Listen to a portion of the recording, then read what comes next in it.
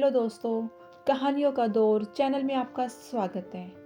आज मैं लेकर आई हूँ आप सभी के समक्ष भगवान श्री राम की अयोध्यापुरी की एक ऐसी विचित्र कथा जिसे सुनने के बाद आप आत्मविभोर हो जाएंगे। इस कथा को सुनने के पश्चात आपको आभास होगा कि भगवान श्री राम अयोध्या के कण कण में वास करते हैं। हमें भगवान पर पूरा विश्वास रखना चाहिए क्योंकि भगवान के घर देर अवश्य है पर अंधेर नहीं।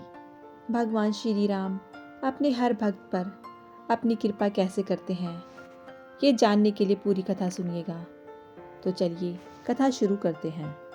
भगवान श्री राम की अयोध्या आज अपने आप में एक पौराणिक महत्व रखती है। आप सभी जानते हैं कि जब भी अयोध्यापुरी को देखा जाता है तो उसका एक आध्यात्मिक दृष्टिकोण रखकर ही देखा जाता है, क्योंकि भगवान श्री हरि ने भगवान श्री राम के रूप में अयोध्यापुरी में अवतार धारण कर अपने भक्तों के कष्टों का निवारण किया था।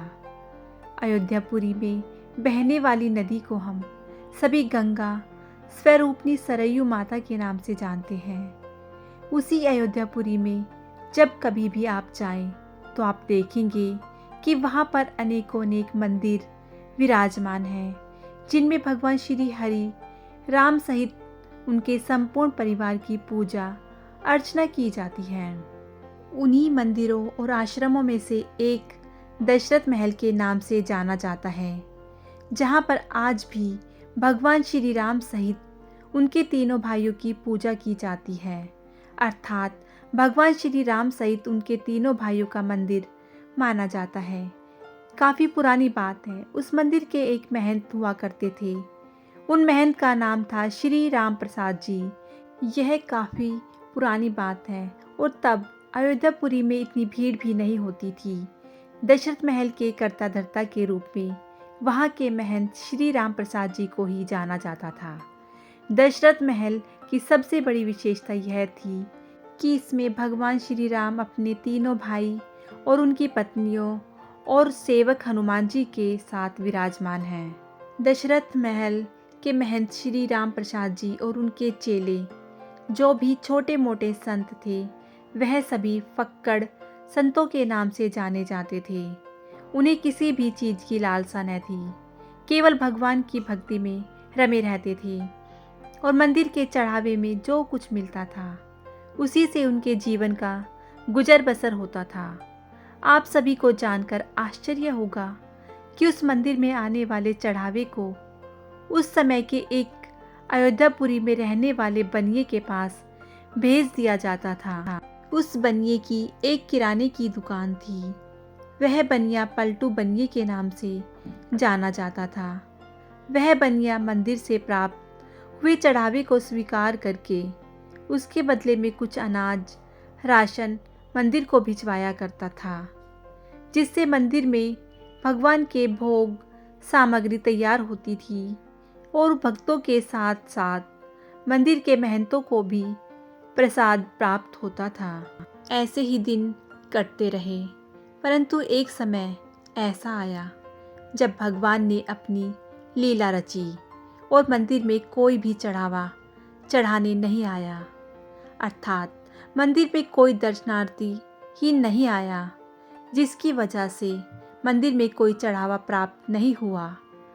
बल्कि जो दर्शनार्थी आए उन्होंने भी मंदिर में कोई चढ़ावा नहीं चढ़ाया, जिसकी वजह से मंदिर के महंत को बड़ी चिंता हुई, क्योंकि बिना चढ़ावे के अनाज कहाँ से लाएंगे और बिना अनाज के भगवान को भोग कैसे लगाएंगे।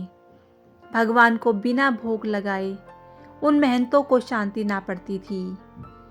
अतः सभी बड़े चिंतित हो गए कि भगवान को भोग न लग सकेगा और ना ही महंत और उनके चेलों को प्रसाद मिल सकेगा। इन सारी चिंताओं के बीच वह पूरा दिन यूं ही बीत गया। पूरा दिन बीत जाने के पश्चात श्री राम प्रसाद जी ने अपने कुछ साधुओं को पलटू बनिए के पास भेजा और उनसे प्रार्थना की कि आज मंदिर में कोई भी चढ़ावा नहीं आया है, अतः आप हमें कुछ अनाज व राशन उधार देने का कष्ट करें। कल जब मंदिर में चढ़ावा आएगा तब हम आपका उधार चुका देंगे। यह सब सुनने के बाद पलटू बनिए ने कहा कि मेरा और महंत जी का जो संबंध है वह नगद का है, उधार का नहीं, और मैं उधार का व्यापार करता भी नहीं। जो भी आपको राशन चाहिए वह सब कुछ नगद में ही देना होगा। अगर आपके पास नगद है तो मैं आपको अनाज दूंगा, अन्यथा मैं उधार देने में असमर्थ हूँ। उनकी यह बात सुनकर आश्रम की ओर से आया हुआ ब्राह्मण वापस महंत जी के पास लौट गया और उसने पलटू बनिए की सारी बात महंत जी को कह सुनाई। तत्पश्चात महंत जी के आदेश अनुसार उस दिन आश्रम में भोजन ना बना और भगवान को सिर्फ पानी का भोग लगाया गया। भगवान ने पानी पिया और उसी का भोग लगाया और महंत जी और उनके चेलों ने भी उस दिन पानी को ही प्रसाद के रूप में ग्रहण किया। पानी पीकर भूख शांत की। राम प्रसाद जी बहुत ही धैर्यशील व्यक्ति थे। उन्होंने जैसी भगवान की इच्छा समझकर उसे स्वीकार किया और उस दिन जल पर ही आश्रित रहे। शाम होते होते उन्होंने भगवान की आरती की, भगवान को जल रूपी भोग अर्पित किया और भगवान का भजन कीर्तन करते हुए राम प्रसाद जी ने अपने चेलों के साथ भगवान का भजन कीर्तन आरंभ किया और भगवान के नाम धुन गुनगुनाते रहे। तत्पश्चात धीरे धीरे शयन आरती का समय हुआ और भगवान की शयन आरती की। राम प्रसाद जी ने घंटा बजाकर आरती संपन्न की। पूरे दिन भूखे प्यासे रहने के कारण श्री राम प्रसाद जी और उनके चेले बहुत अधिक थक गए थे, जिसके कारण उन्हें नींद भी आ रही थी। धीरे धीरे रात गुजरने लगी और जब रात के लगभग 12 से 2 का समय हो रहा था, उस वक्त पलटू बनिए के घर के दरवाजे पर कुछ आहट होने लगी। जब ध्यान से पलटू बनिए ने सुना तो उसे महसूस हुआ कि कुछ बच्चे उसके घर के किवाड़ पर शोर मचा रहे हैं। पलटू बनिया नींद में था और उसे अत्यधिक क्रोध आया उन बच्चों के ऊपर, जिसके पश्चात उसने सोचा कि अभी इन बच्चों को डांट कर भगा देता हूँ। परंतु जब उसने दरवाज़ा खोला तो उसने देखा कि 4 सुंदर बालक पीताम्बर ओढ़कर सामने खड़े हैं। वे चारों बालक एक ही पीताम्बर को ओढ़े हुए थे और उनका दृश्य इतना मनमोहक था कि उनको देखने के पश्चात पलटू बनिया उन्हें डांटने वाली बात तो भूल ही गया। उन्हें देखकर वह इतना मोहित हो रहा था कि पलटू बनिए को बार बार लग रहा था कि इतने प्यारे बालक आज मेरे द्वार पर कैसे आए, वह भी इतनी आधी रात को। उन्हें देखकर पलटू को उनके प्रति अत्यधिक प्रेम आने लगा, क्योंकि वह बालक छोटे थे। उनकी आयु व्यवस्था लगभग 12 वर्ष से भी कम हो रही होगी। उन चारों बालकों की छवि को देखकर पलटू बनिया मोहित हो गया, क्योंकि उसने ऐसी मनमोहक लुभावनी छवि पहले कभी नहीं देखी थी। पलटू बनिया उनकी सुंदरता को देखता रह गया। इतने में ही वह चारों बालक पीताम्बर ओढ़े पलटू बनिए के घर में बिना अनुमति के प्रवेश कर गए। पलटू बनिया कुछ कह पाता उससे पहले ही बच्चों ने घर में प्रवेश कर लिया और पलटू बनिए ने जब पूछा कि तुम लोग कौन हो और इतनी रात को मेरे घर के बाहर क्यों शोर मचा रहे थे, तब उन बच्चों ने जवाब दिया कि हमें राम प्रसाद बाबा जी ने भेजा है। बच्चों ने कहा, हमने जो पीताम्बर पहना है इसके कोने में एक गांठ लगी है जिसमें 1600 रुपये हैं। आप उन 1600 रुपयों को ले लीजिए और कल सुबह अनाज, राशन सामग्री इत्यादि आश्रम को भिजवा दीजिएगा। यह बात सुनकर पलटू बनिया बहुत ही आश्चर्यचकित हुआ, क्योंकि वह समय ऐसा था जब रुपया नहीं बल्कि पैसा और कौड़ियाँ चला करती थी। परंतु पलटू बनिए ने अफरा तफरी में उस पीताम्बर के कोने की गांठ खोली और जब देखा तो देखते ही जो दृश्य उसके सामने आया उससे वह आश्चर्यचकित था, क्योंकि उस पीताम्बर के कोने की गांठ खोलने पर उसमें सत्य में 1600 चांदी के सिक्के उपलब्ध थे, जिन्हें देखने के पश्चात पलटू बनिया गलानी से भर गया। उसे लगा कि उसने महंत जी के साथ बहुत ही दुर्व्यवहार किया है, जिसके कारण ही महंत जी ने आधी रात को इन छोटे बालकों के साथ यह इतनी बड़ी रकम भेजकर मुझे मेरे किए का दंड दिया है। पलटू बनिए ने अपने जीवन में इतनी बड़ी रकम एक साथ कभी नहीं देखी थी। पलटू बनिए ने कहा, यह तो बहुत बड़ी रकम है। इतनी बड़ी रकम के बदले में आजीवन भी राशन आश्रम को भेजता रहूँगा तो भी यह कर्जा कभी उतार नहीं सकूँगा। एक दिन में तो देने की बात असंभव लगती है। तब उन चारों बालकों ने कहा, कोई बात नहीं, आप एक साथ मत दीजिए, पर प्रतिदिन थोड़ा थोड़ा राशन अनाज सहित आश्रम को भिजवा दिया कीजिएगा। इतना कहकर वह चारों बालक वहाँ से तत्काल वापस चले गए और जाते जाते अपना पीताम्बर वहीं छोड़ गए। पलटू बनिया बहुत ही विस्मय भरी दृष्टि से उन बच्चों को निहारता रह गया और बच्चे वहाँ से चले गए। धीरे धीरे रात बीत गई और दशरथ महल में जब भगवान की मंगला आरती का समय आया, तब राम प्रसाद जी ने भगवान के मंदिर के किवाड़ खोले। जब भगवान के मंदिर के किवाड़ खोले गए तो देखा गया कि भगवान ने अपने चारों भाइयों के साथ जो पीताम्बर ओढ़ रखा था वह पीताम्बर गायब हो गया है। राम प्रसाद जी और उनके साथ उनके चेले जितने भी थे वह सभी आश्चर्यचकित थे। उन सभी को लग रहा था कि रात में आश्रम में चोरी हुई है, जिसके कारण चोर भगवान का पीताम्बर भी चुरा ले गए हैं। इन्हीं सब बातों की चर्चा राम प्रसाद जी और अन्य साधुओं के बीच में हो रही थी। तभी अचानक गेट पर खटखट की आवाज सुनाई पड़ती है और आश्रम के द्वार पर देखने पर मालूम पड़ता है कि पलटू बनिया बहुत सारे राशन की सामग्री को साथ लेकर एक बैलगाड़ी के साथ वहां पर उपस्थित हो गया।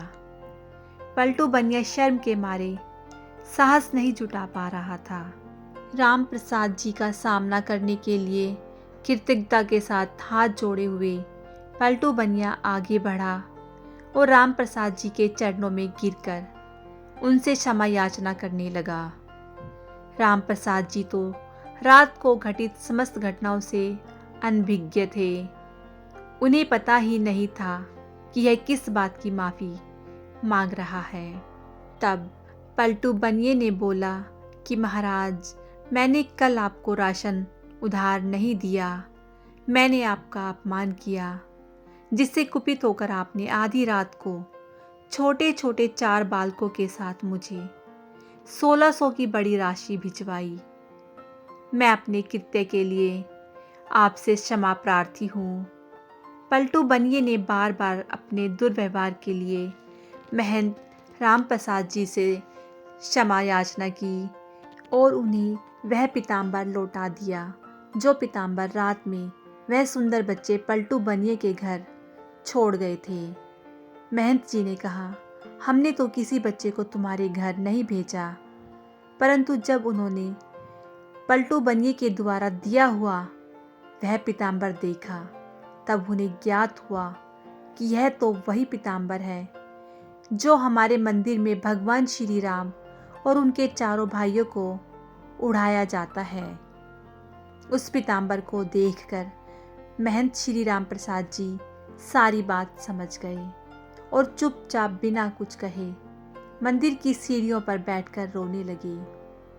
रोते रोते भावुक हो गए और भगवान से बोले, हे प्रभु, सारा जीवन अर्पित हो गया केवल तुम्हारी भक्ति और पूजा करते करते, और तुमने दर्शन भी दिए तो उस पलटू बनिए को हम तुम्हारे दर्शनों से वंचित रह गए। पर अगले ही पल राम प्रसाद जी ने भगवान से कहा कि हे प्रभु, आप करुणा निधान हैं। आपसे अपने भक्तों की भूख देखी नहीं गई, इसलिए आधी रात को आपको अपने भक्तों के लिए पलटू बनिए के घर जाना पड़ा और हमारे लिए राशन की व्यवस्था करवाई। हे प्रभु, आप दीनानाथ हैं, आप करुणा निधान हैं, आप सर्वज्ञ हैं, आप सर्वत्र हैं। महंत जी राम प्रसाद जी को रोते हुए देख पलटू बनिए ने उनसे रोने का कारण पूछा। जब सारी बात पलटू बनिए को पता चली तो पलटू बनिए का हृदय सन्न रह गया। वह भी अपनी किस्मत को कोसता रह गया कि मैं जिन्हें कोमल सा बालक समझ रहा था, वह स्वयं तीनों लोकों के पालनहार थे और मेरे दरवाजे पर आए, मेरे घर में आए और मैं अभागा उनके चरण स्पर्श भी ना कर सका। मैं उन्हें बैठने के लिए स्थान भी ना दे सका।